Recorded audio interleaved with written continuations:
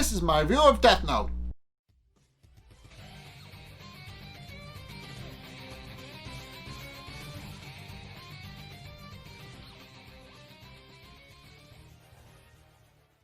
Okay, so now that Light and Misa are working together, it means that Light is now one step closer to being able to kill L, because now he has somebody who's actually able to see L's name and actually kill him, which is something that he's been preventing. So Light now he has a plan, realizes that he can finally, then he now realizing that the dominoes are now falling in place, realizes that he can now kill the entire task force, which I'm assuming means will be willing to kill his own father. That's a little questionable, up in the air type stuff, but yeah, he's at the very least planning to kill his father. And sure enough, now has a plan to kill the task force, L, everybody, and then once he's done with that, he plans to kill Misa, which will in fact mean that nobody will actually know who his identity is, and then he'll be able to actually, function unimpeded, which is something that he wants. He wants to be able to kill as many criminals as he wants without the police getting in his way. So if he can do that and eliminate any sort of loose ends, he will do that. That's the kind of character he's been established to be at this point. But in case after figuring out his plan in his head, Misa actually reveals to Light the secret to how to kill a Shinigami. And while she explains that off screen, we see L looking through the surveillance tapes, trying to figure out if Light is actually Kira by analyzing the tapes to see if at any point the two Light met anybody suspicious. But considering that he was with a bunch of people, that doesn't happen. However, L is still suspicious, sends one of the task force members to actually keep an eye on Light, which winds up biting Light in the ass a little bit later. So, but in any case, it cuts back to the two of them, to Light and Misa talking, and after talking to them for a couple minutes and figuring out that Misa is able to kill a Shinigami, knows how to kill a Shinigami, Misa actually asks Light if he can see his Shinigami. So Light naturally does exactly that. He has her turn around, so that she doesn't see the piece of the Death Note that he keeps in his wallet. Then he pulls the piece of the Death Note that he actually keeps in his wallet out and touches it to Misa's hand, and then has her turn around again once he puts it away. And sure enough, Misa and Ryuk just kind of exchange with each other like they're old friends. It's kind of funny, but also it's kind of funny and kind of cute. But in case, now that everybody's acquainted with one another, now that Light has met Rem and Misa has met Ryuk, everybody's now fully acquainted with one another, and the gang's all together. So Light begins to put his plan into action on how to actually dissuade the task force. He tells Misa to get rid of everything relating to the tapes, use a location that she hasn't been to before, because she was mailing them from a remote location so that she wouldn't be traced, and also took the train every time she wanted to mail one so that she wouldn't be traced that way either. But in any case, he has her throw out everything, and has her send one last message that both implies that the two Kiras have met, and also that they can actually bestow their power onto others, which is complete bullcrap, because we know that the only way a Shinigami can bestow their powers onto other people is if they have a second Death Note, and sure enough, Ryuk and Ren both have two, but they already gave theirs away, so it's not like they can gift them another one. That's not how it works. But the reasoning behind Light's thought process is that if they say that in a message, it'll make the task force panicky, because now they think that their numbers are multiplying when they're not. So, which is actually pretty smart.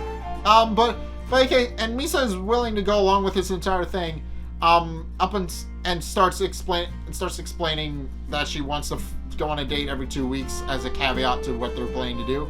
But Light is very adamant on the fact that they can't actually see each other outside of the Yagami household, and explains the entire situation from her about how Light is suspected by L, about how he's working with the task force, about how he's gotten close to L, and how he can't just show up with a new friend out of the blue and he immediately dies. That would be very suspicious.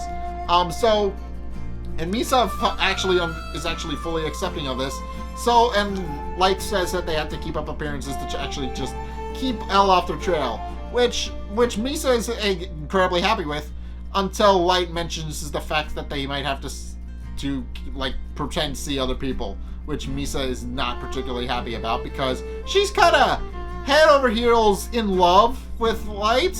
She doesn't know him She doesn't know him personally, as Light explains, but she adamantly believes in love at first sight, and Light is very annoyed at the fact that this might be a deal breaker, because he's very adamant on the fact that she should be obeying him. She said she would obey him and be happy to be used, but apparently she has a bit of a problem when it comes to him seeing other girls. So, and Light threatens to kill her if she doesn't obey, since he has both death notes. But then Rem intervenes and reveals that Rem is in fact okay with killing Light and protecting Misa, and even dying herself, but makes her message very clear. If Light tries to kill Misa at any point, Rem will retaliate and kill Light. So basically Rem and Misa are working together to keep Light in line, because Light is unable to actually kill Misa. So basically Light pretty much realizes this when after Light's mom comes in and tells Misa it's time to go, because it's 11:30 at night apparently. And they go on their merry way. Light eventually realizes there's a bit of a problem here. He can't kill Misa, so now he's stuck with her until she actually kicks the bucket for real, of natural causes. Until she dies of natural causes, he's basically stuck with her. He has no way of actually defeating her. So he has to figure out. And sure enough, Light has to actually figure out a way to take down Rem before he can move on Misa. And while he's thinking of a plan, he actually finds out that Misa is an up-and-coming model, and realizes that because she's famous, it could cause a lot of problems if they're seen together. So, yeah, he quickly realizes that she's a bit more trouble than she's worth. So he has to figure out a way to actually deal with her without actually dealing with her. Because she's a bit famous, so if people suddenly realize that she's missing, somebody's going to blame Kira. If he doesn't, he's stuck with her. So it's a bit of a catch-22 situation. He can't kill her because then he'll die himself, but he's stuck with her if he doesn't kill her. So he kind of got himself screwed into a bit of an awkward situation. He's stuck with her basically. And if he's seen with her, he will be caught. So, yeah, she's kind of a bit of a linchpin in the whole thing. But in any case, Light does fulfill his promise, his end of the bargain. He does start seeing one of his classmates, and sure enough, they begin dating, as it were. And one of the task force members is watching them as they're sitting in class. So, yeah, again, it comes back to bite him. But in any case, after school, Light decides to go back to the task force headquarters, which is based out in the hotel, as we know. And sure enough, Elle says that the timing couldn't be better, and explains that, and it shows him the message that the second Kira left them, and explains his findings behind them, which is that he suspects that, which is exactly what Light was hoping. He suspects that they actually met, and that the second Kira's completely changed their modus operandi to fit the first ones. So Elle also points out that he's kind of more or less drops the suspicion of Light as Kira, since he realizes that Light had never actually met anybody, and there's no new people in Light's life. So Elle is a little less suspicious of Light now. So. And sure enough points out that it doesn't really fit Light's character, since as he points out, the person that the Light that Elle knows would have said something completely different, pointing out that if if Light were in fact Kira, he would have gone completely through with the idea of getting Elle eliminated as soon as possible. But Light dissuades him, pointing out very adamantly that he would have had a different modus operandi if he were Kira, but also points out that he's entirely comfortable with saying things like that, because he's not. but even though he is, but nobody else knows that. And he mainly says that because his father is a bit worried about him. So, in any case, Light points out that he's not adamantly denies being Kira again, and L says that he believes him, believing he's not Kira, or at least says that it would have been a problem if he was Kira, pointing out that apparently Light is the first friend that L generally feels he has. So, and which throws Light for a bit of a loop. So sure enough, Light is a bit thrown for a loop, and he isn't initially unsure how to handle that because here's the thing, L is kind of in his way to in Kira's way to actually take over the world and become a god that basically just destroys any single criminal that comes into existence. And that's the entire idea behind Kira. They're killing criminals to make a perfect world. L is in the way of that, but L just poured out his heart to Light, who is in fact Kira. So, yeah, again, there's a bit of a problem here. Light wants to kill L, but he can't because L actually sees him as a friend now. So, problem. Yeah.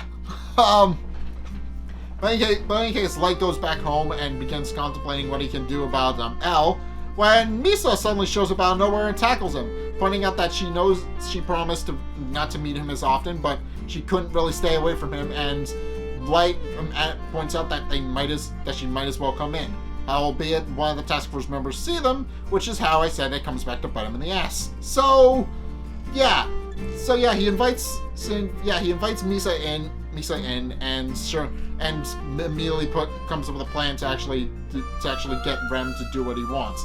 So what he does is he deduces that Rem and Misa have a bit of a special relationship. Unlike Ryuk and Light, who kind of mutually exist with one another. They're not exactly friends. They're not exactly enemies. Rem actually has feelings for Misa and genuinely cares for her well-being. So, and Light naturally puts that into practice. He points out that all Rem wants to do is see Misa happy, and all Misa wants to do is see Light happy.